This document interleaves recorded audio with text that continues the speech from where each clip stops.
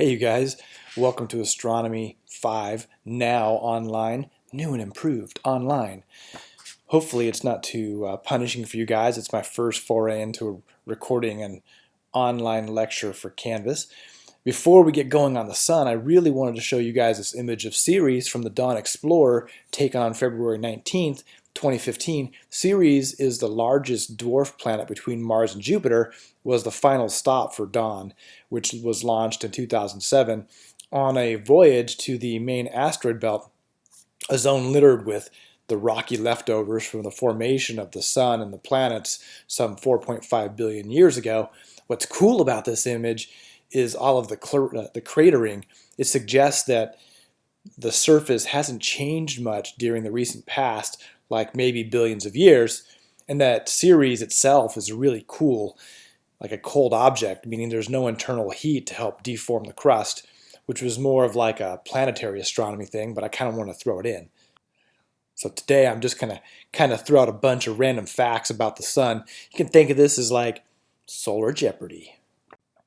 So the core of the sun is about 15 million Kelvin. This is about 27 million degrees Fahrenheit. The radiation zone is about 7 million Kelvin to about 2 million Kelvin in this zone. That's 13 million degrees Fahrenheit to 3.6 million degrees Fahrenheit. The convection zone, if you're looking at your textbook while you're doing this, is 1 million Kelvin, which is about 1.8. I think my number's wrong on this. We're going to ignore that one. 1.8 million degrees Fahrenheit. Sounds a little funky, but maybe it's right. Anyhow, cool things about the sun. When the moon is at perigee, closest to the Earth, and between the Earth and sun and moon appear to be about the same size. This is what makes solar eclipses happen. One of the coolest things about our own moon and solar system. The distance posted on this slide is what we call 1 astronomical unit, or AU. If you're from the Bronx, it sounds like AU. Had Jupiter gained more material, fun little fact, we might have had 2 stars in our solar system, but Jupiter's not big enough. The image on the top right shows our modern concept of how energy and heat are transported away from the sun. The middle is the plasma core full of ionized hydrogen, some helium. The middle is a zone called the radiative zone, where energy and heat travel away from the core. The outer layer is a zone of convection.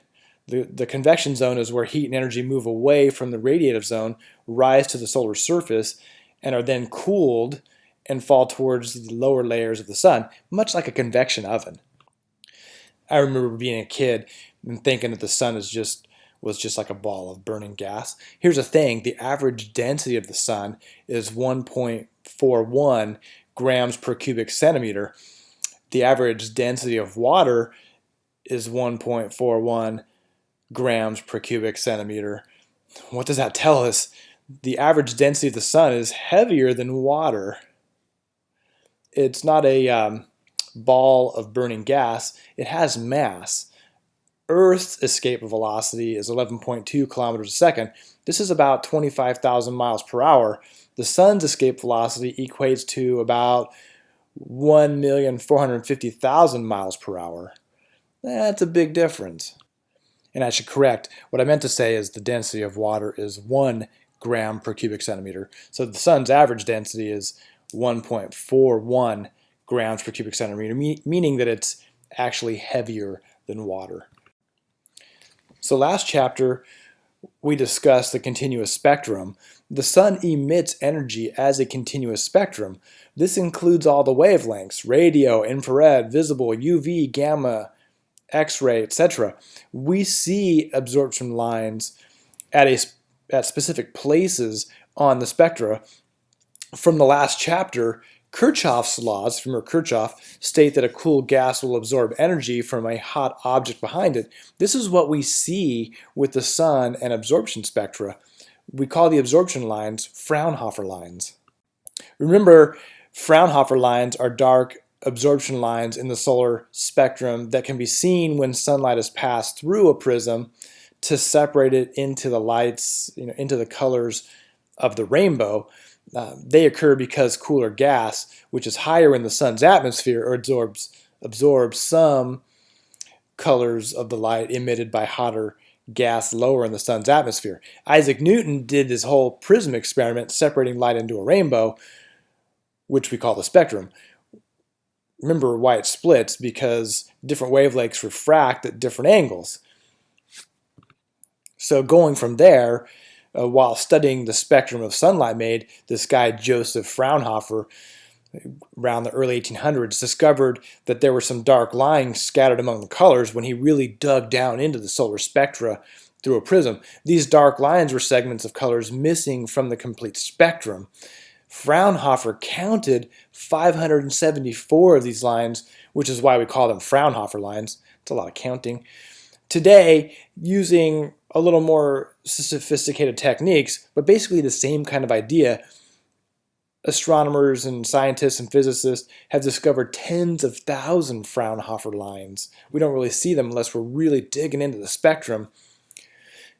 And so the question is, why doesn't the sun emit these missing colors? Or if the sun does emit these colors, what happens to the light before it reaches the earth? And the answer there lies at the surface of the sun.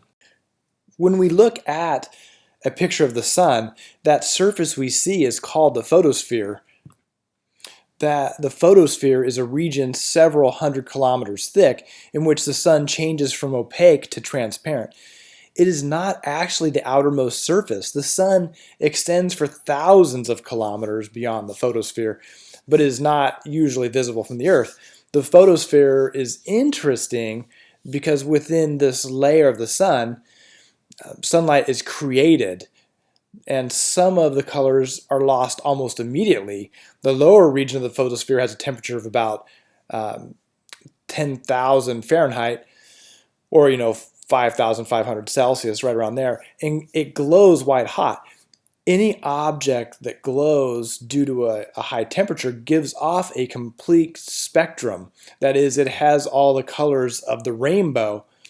As this light proceeds upwards from the sun into a higher region of the photosphere, the temperature drops several thousand degrees. And although most of the light passes right through, some of that light is reabsorbed by the cooler gas. Only very certain colors, as we talked about, electrons, and electrons can only absorb so many very precise wavelengths of energy based on their composition, the atom that they're attached to. So only certain colors are removed because the chemical elements in the photosphere can only absorb certain wavelengths of light, and different wavelengths correspond to different colors and also different atoms. So for example, sodium absorbs some yellow light at a wavelength of about 5.89 times 10 to the negative 7 meters. These absorbed colors cause the Fraunhofer lines for that particular sodium.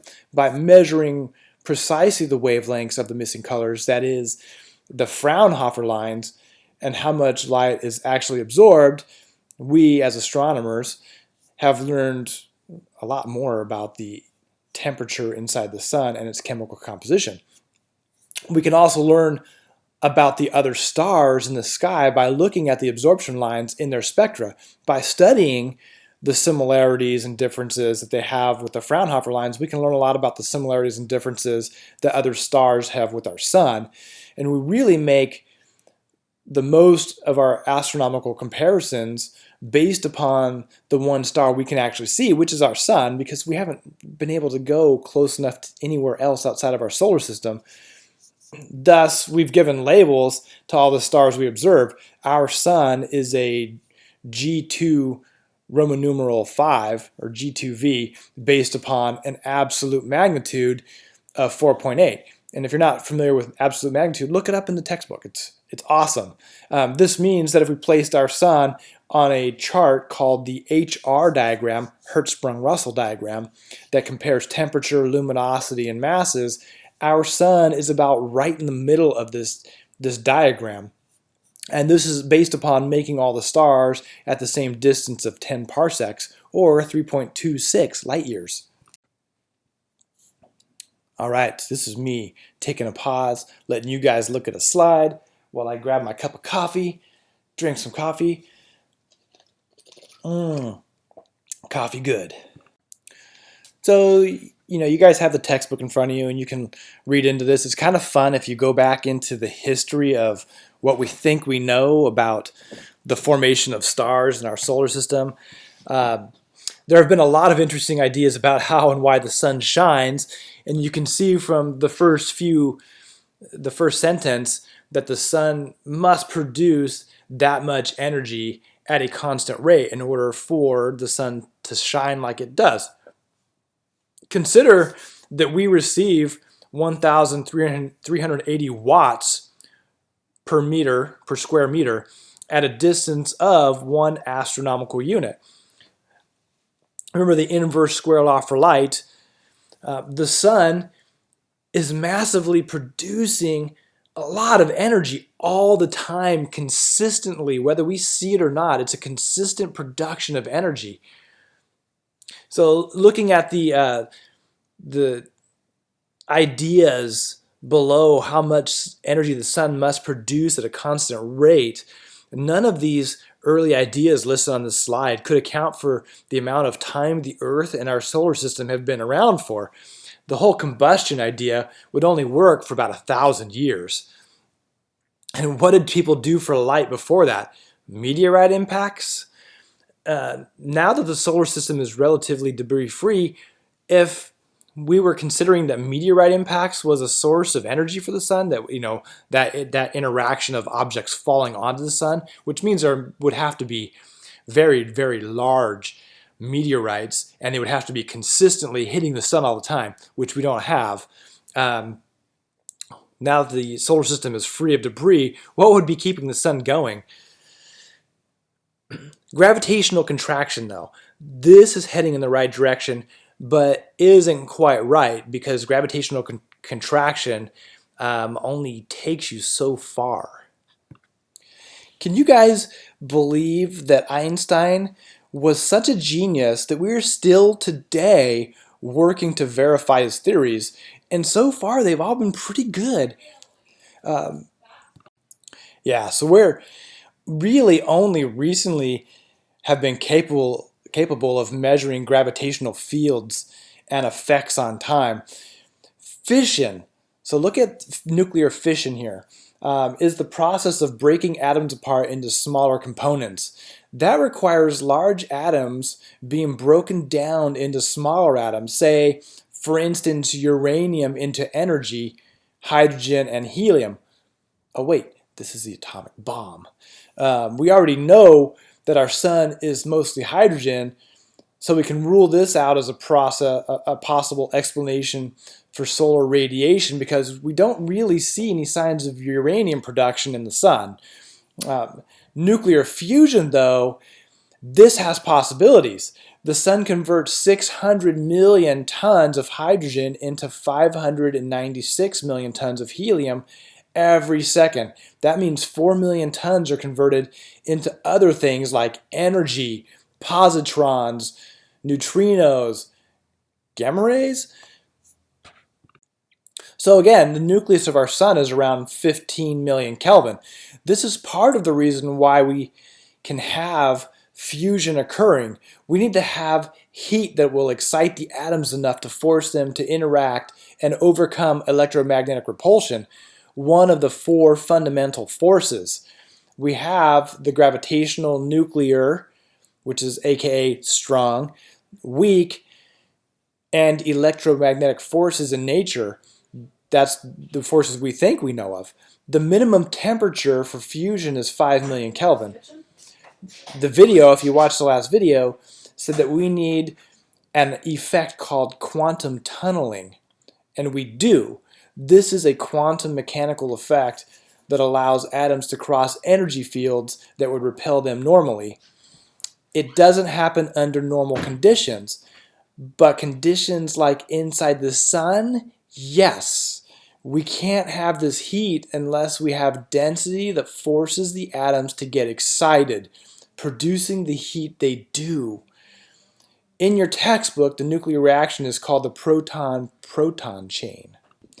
You can see that my numbers and the numbers on this slide are slightly different. Keep in mind that different researchers come up with different answers. We don't absolutely know because we can't actually go there and take measurements. We do have satellites that are studying the sun, though, so our numbers are getting much more refined over time. But at present, we do know a ballpark figure. So take a look at this. On the right side of the slide are neutrino detectors that indirectly detect the byproducts of solar neutrinos, or any neutrinos really. Neutrinos were a theorized byproduct of fusion until they were detected indirectly from the explosion of a supernova, supernova 1987A. They're really, really difficult to detect though, and here's the scoop why. Earth should be teeming with neutrinos. Calculations suggest about 420 billion of them stream from the sun onto every square inch of the planet's surface each second. Yet they are really, really incredibly hard to find. Neutrinos almost never interact with regular particles and usually fly straight through the empty spaces between the atoms in our bodies and all other normal matter. But occasionally, they will collide with an atom and knock an electron loose, creating a quick flash of light visible to extremely sensitive detectors. We're talking about what they call PP neutrinos, which sounds kind of funny when you say it on a recording. Neutrinos created by the fusion of two protons in the sun, so proton-proton neutrinos. Because neutrinos can pass through materials without interacting, how can we actually directly detect them? Incidentally, we're discussing subatomic, weakly interacting particles, as in neutrinos cruise around but don't seem to be bound to anything. In order for us to observe neutrinos, we have to bury large vats of fluid like water or gallium or chlorine underground. Lots of times it's an old mine because it needs to be deep. These vats have to be shielded from normal radiation, especially cosmic radiation, so that neutrinos can be isolated from other solar radiation. The vats are surrounded on all sides by photoreceptors that can detect the flash of a neutrino, what is called the Cherenkov radiation, emitted when an incoming neutrino creates an electron or muon in the water. That's the best we've been able to do with these particles. But this information has told us that we're on the right path to our model of the sun and fusion. Remember, if you're reading the textbook talks about neutrinos, and neutrinos is one of the things we needed to see or indirectly measure to prove that our idea of our solar model works. It's also told us, as we've measured them, that neutrinos come in different varieties. They have little different flavors, and that they can change between one of three types on their way to the Earth in a process called neutrino oscillation. The three types of neutrinos are called electron, muon, and tau, and all have different masses. All right, so take a look at this slide here. And this is the part where we can make a comparison. The pressure of our atmosphere is 14.7 pounds per square inch. Remember the video of the atmosphere crushing an oil drum? The bottom sentence says that the sun's core pressure is hundreds of billions of times greater than that. This means there's an inward force like gravitational contraction that is kind of like pulling inwards. We could relate this to Newton and the concept that all mass has gravitational force. What we have with our sun is a lot of mass centralized in a region of our solar system. When our solar system was forming, the majority of atomic hydrogen was pulled to the region of our sun. If we think back to Newton's law of gravity, more massive objects are able to exert more gravitational force because of density. This region of space became denser and denser. The more density, the more gravitational force was exerted and over a greater distance because it got larger, right? more mass into a central region means that that object will probably get a little bit bigger over time, because we haven't broken any of the laws of physics yet. So we have a lot of mass centralized in a region of our solar system. When our solar system was forming, the majority of atomic hydrogen goes into the sun. The more density, the more gravitational force, the inverse square law for gravity. This is all an inward pulling force. It collapsed the hydrogen cloud that became our sun. As the cloud collapsed, it contracted. The contraction of those hydrogen atoms forced them to interact with each other, and they would run into each other. This caused heat because atoms don't want to be pressed together. In fact, they repel each other so long as it doesn't get hot enough for fusion to occur. So we have this inwardly pulling gravitational force. Then we have this incredible amount of thermal energy that radiates outwards. And this is hydrostatic equilibrium, the balance between crushing downwards on the electromagnetic forces holding atoms together and the thermal radiation that would move all of the hydrogen away from each other, spreading them out over the solar system. That can happen because they would have to escape the cloud. But just saying, if we took away thermal radiation, the atoms would keep contracting until the sun was a dwarf star, or possibly a point singularity, which we call a black hole. We can learn a lot about the sun by observing it in different wavelengths of light.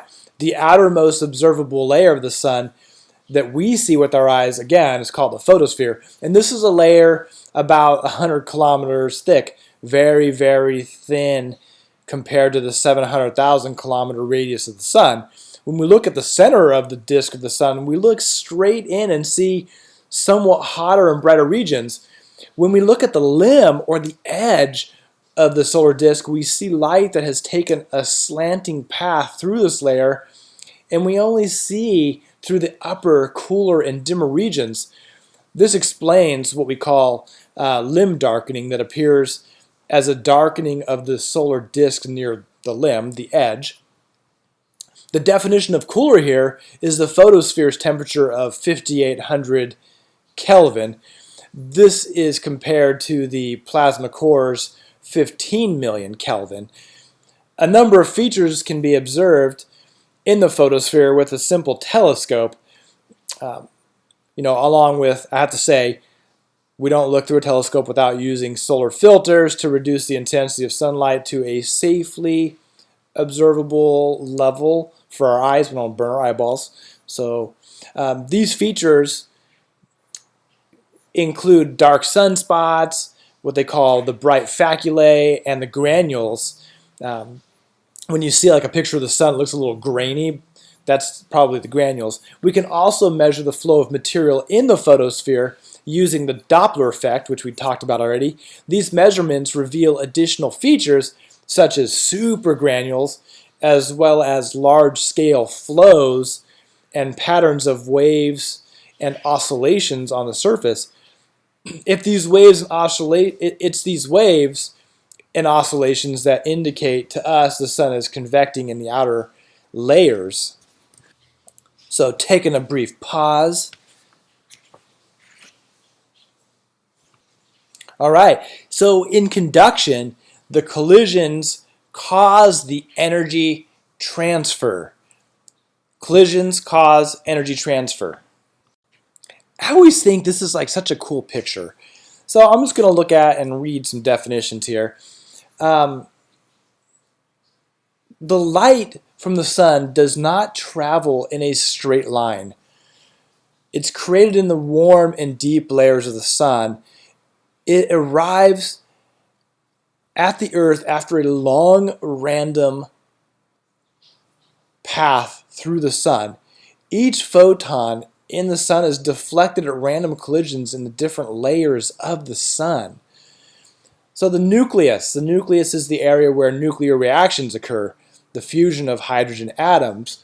The radiative zone, I think I said radiation zone earlier, it was a mistake, sorry, is a region with dense ionized gas that's bombarded by G-rays from the fusions of protons in the nucleus. These G-rays bounce off the gas and are absorbed and then re-emitted as X-rays and ultraviolet radiation. The convection zone carries the heat energy to the surface by convection. And convection is basically hot gas rises, cool gas sinks. The gas energy in the convection zone brings the sun, it's brought to the sun's surface and returns to the bottom after it loses some energy. That's when it gets cooled down. And then it heats back up and does this cycle all over again. The photosphere is to about 100, it's about 160, 100 kilometers thick, is only responsible for the emission of energy that bathes the planets. The energy that leaves the sun and goes outwards into space. It looks like mottled granules. The chromosphere is a semi-transparent layer visible during eclipses. It's why we love total eclipses. This is where the protrusions are formed. The spicules are these long jets of matter projected into space. And then the corona, sometimes called crown, is the outer atmosphere of the sun. It undulates and changes shape during emissions of gas jets. It is the visible part of the sun. All right, so think about this. At the speed of light, which is 3 times 10 to the 8th meters per second, light from the sun reaches the earth between 7 and 8 minutes. In the core of the sun, there are so many atoms squished together that they have created heat enough to form a plasma. By the way, plasma TV. Photons are playing musical atoms at an astronomical rate. You look at the bottom figure. 10 to the 25 absorptions and re-emissions before the energy reaches the sun's surface. So look at the line above and consider traveling 10 to the negative 6 meters. That's how far this energy is moving before it's absorbed and re-emitted. It takes photons an average of 10,000 to 170,000 years to get from the core to the outer layers of the sun. The photons we see are actually ancient, possibly before the first humans. Convection is like thermal energy osmosis. Hot particles are transported to cooler places within moving layers of the plasma and gas. As these layers make their way to the photosphere, it becomes cooler. Energy is emitted, and the now cooler hydrogen gas is cold enough that gravitational forces pull it towards the core, where it will be heated again. Now get this. The Earth's core has been recently estimated to be about 6,255 Kelvin. This is hotter than the photosphere of the sun. What accounts for this? It's the sparsity of particles. The sun is so massive and it takes so long to get energy to the surface over an increasingly larger diameter surface when compared to the core that there's room between particles. It's not just a giant wall of material coming our way. And because we can see partially through the photosphere when viewed straight on, we can see the brighter regions below it. Edge on, we have a lot more photosphere to look through. Since the photosphere is cooler than the convective zone's 1 million Kelvin, it looks darker by comparison. And you can read the slide as well as I can read the slide, but here's just a little addition to it, that granules can become supergranules.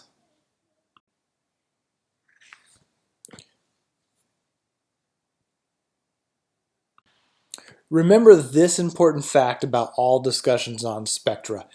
It relates not only to composition, but also to temperature and electron excitability states. And hydrogen electrons want to orbit at ground state. They want to be at their lowest state.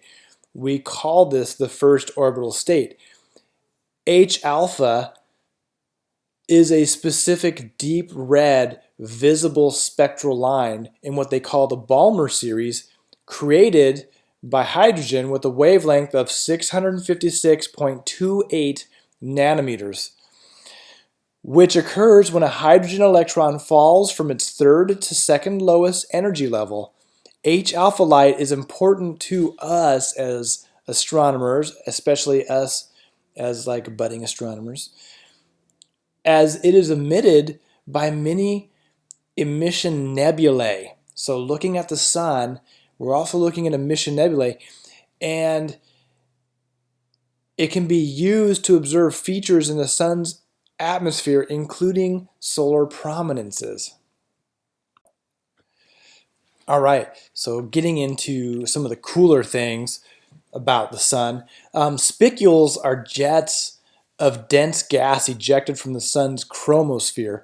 Spicules occur at the edges of the chromospheric network where magnetic fields are stronger. They extend up to 10,000 kilometers, which is about 6,000 miles, and although they fall back to the sun, are thought to contribute to the solar wind by feeding material into the corona. About 100,000 spicules are active on the sun's surface at any given time. They rise from the lower chromosphere at about 20 kilometers, which is about 12 miles per second, to a height of several thousand kilometers, and then within 10 to 15 minutes, they disperse or collapse. Although they are invisible in white light, early observers could see them in hydrogen alpha emissions, we just talked about. They could see them in the hydrogen alpha emission line with a spectrograph and compared them to a burning prairie. Spicules are not connected with sunspots and are also absent from the channels where solar prominences appear. All right, so we go from about a cool, comfortable 4,000 Kelvin back up to 1,000,000 Kelvin. We don't know why. All I've got to say about this slide is 2 words: coronal holes.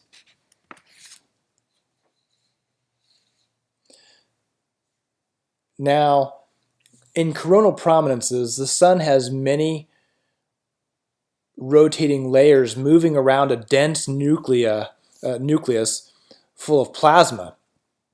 It creates a magnetic field that is constantly being pulled as the sun rotates at different speeds depending upon the latitude. Prominences move along these magnetic fields, extending out of coronal holes. You can see from the top image that the energy moves from one side of the loop to the other side. So I have a few more slides, but I really don't have a lot of stuff I really want to say about these because I want you guys to take a look at the textbook. Unfortunately, now that we're online, some of the heavy lifting of the class is going to be from you guys also making sure that you meet up here on Canvas and go through the materials that I put up, and also that you guys are really taking a look at the textbook.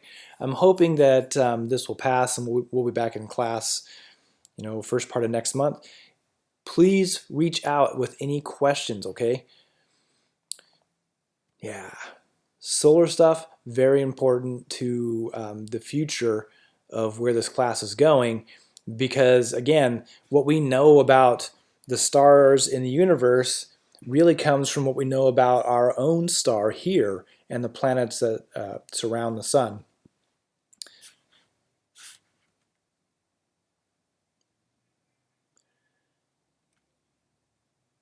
By the way, if you ever hear like weird noises in the background, I think I have like a gaggle of kids running through the house. So I'm hiding somewhere deep inside my house, hoping that the kids won't find me.